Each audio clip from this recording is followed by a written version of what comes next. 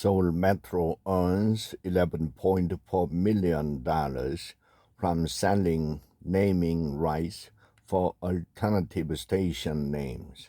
Seoul Metro has earned about 15 billion won in profit from selling the right to subway station names, thereby allowing them to possess alternative names over the past 4 years, according to the company Sunday.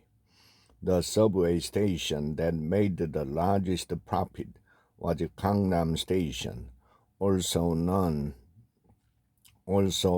by its alternative name, Haru Plant Dental Clinic, with a contract of 1.1 billion won. Since 1916, Seoul Metro had started auctioning off station names to help it overcome financial difficulties. These names are displayed alongside the original station names in brackets and are used during announcement on the trains and at the station as a part of a 3-year agreement that can be extended only once.